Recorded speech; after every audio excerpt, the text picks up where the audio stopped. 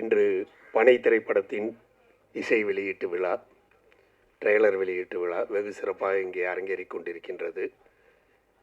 கவிப்பேரரசு அவர்களின் வரிகளிலே பாடல் என்றாலே அதிலே நிச்சயமாக பெரிய சுவை இருக்கும், கருத்து இருக்கும், வெற்றியும் இருக்கும். நான் சொல்ல வேண்டாம், எல்லாருமே சொல்லிட்டாங்க 7 முறை தேசிய விருது பெற்றவர்னு. நான் அவரை பற்றி நிறையா பேசணும்னு நினச்சிட்டு வந்தேன். ஆனால் அதுக்கு இது மேடை இல்லைன்னு நினைக்கிறேன், டைமும் கிடையாது. அதனால் பேரரசு அவர்கள் இந்த சந்தர்ப்பத்துக்காக எழுதின மாதிரியே ஒரு பாடல், தனிப்பட்ட பாடல் ஒன்று, அது கேட்ட எனக்கு நினைவு வந்து இந்த காலையில் இந்த இன்விடேஷனை பார்க்கும்போதே அருமையான ஒரு பாடல் எழுதியிருந்தார்கள். அதாவது மரத்தை மனிதன் அழிக்கக்கூடாது என்பதை பற்றி ஒரு அற்புதமான ஒரு பாடல் எழுதியிருந்தார்கள். ஒரு மரம் என்பது ஒரு மனிதனின் வாழ்க்கையிலே எந்த அளவிற்கு அவனுக்கு பயன்படுகிறது. மனிதன் படுப்பது கட்டில், ஒன்று அவன் பிறந்தவுடன் ஆடுவது தொட்டில், ரொம்ப அற்புதமாக எழுதியிருந்தாங்க. அந்த பாட்டில் மறக்க முடியாத 2 கடைசி வரிகள், மனிதன் வாழ்க்கையிலே எல்லாமே மரம்தான் மரம்தான், அதை மனிதன் ஏனோ மறந்தான் மறந்தான் என்று எழுதியிருந்தார்கள்.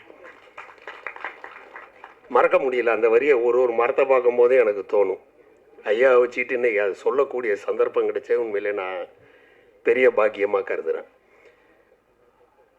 அதாவது கவிதைக்கு ஒரு புது மொழி தந்தவர் ஐயா அவர்கள். முதல்ல வந்து நீ மல்லிகை பூவை சூடிக்கொண்டால் ரோஜாவுக்கு காய்ச்சல் வரும்னாரு. இது யாருமே வந்து யோசிக்க முடியாத ஒரு அற்புதமான கற்பனை. அங்கே தான் வந்து என் மனசை முதல்ல அவர் தச்சது.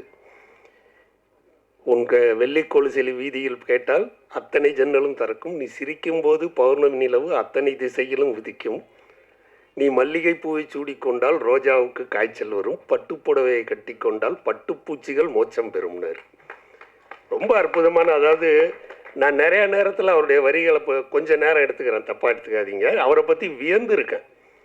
அது இரவின் மீது வெள்ளை அடித்தால் விடியல் என்று அர்த்தம்னாரு. இதை யாராவது நம்ம யோசித்து கூட பார்க்க முடியாத ஒரு கற்பனை. இரவின் மீது வெள்ளை அடித்தால் அதுக்கு விடியல் என்று அர்த்தம்.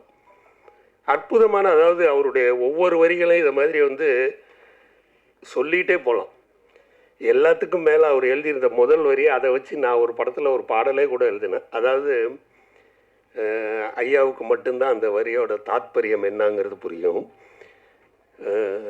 அவங்களுடைய துணைவியாரோட ஐயா வந்து காதலில் இருந்த காலம் அது. அதில் ஒரு அற்புதமான ஒரு வரி எழுதியிருந்தாங்க. அழகான ஒரு நேரத்தில் வந்து அவங்கள சந்திக்கும் போது நல்ல மழை பெய்யுது. 2 பேரும் கண்களால் தான் பேசிகிட்டு இருக்காங்க. அந்த காலகட்டம் தான் அது. இவரோட கைக்குட்டையை வந்து அவங்களுக்கு கொடுக்குறாங்க. அவங்க வாங்கி ஒத்திட்டு கைக்குட்டையை கொடுக்குறாங்க. பஸ் வருது, போய் ஏறிடுறாங்க நன்றின்னு சொல்லிட்டு. அந்த கைக்குட்டையை பார்த்த உடனே அவருக்கு தோணுந்தான், இந்த கைக்குட்டை உளராமல் இருக்க ஒரு உத்தி தெரியக்கூடாதான்னு. காயவே கூடாதான் என்றைக்கும், ஏன்னா அவங்க ஒத்தி கொடுத்தது. காயவே கூடாது, இந்த கைக்குட்டை உளராமல் இருக்க ஒரு உத்தி தெரியக்கூடாதான்னு. அது மாதிரி அவருடைய ஒன்றும் கள்ளிக்காட்டு இதிகாசம், கருவாச்சி கிழமெல்லாம் படித்து அழுகாத, அதாவது ஒரு புத்தகம் படிக்கும்போது, படம் பார்க்கும்போது சமயத்தில் நமக்கு கண்ணில் தண்ணி வரும். ஒரு புத்தகம் படிக்கும்போது கண்ணில் தண்ணி வர வைக்கிறதுனா அது கவிப்பேரரசு அவர்களால் தான் முடியும். அப்படி ஒரு அற்புதமான கவிஞர். அவரோடு இந்த மேதையை பகிர்ந்து கொள்ள எனக்கு மிகப்பெரிய சந்தோஷம்.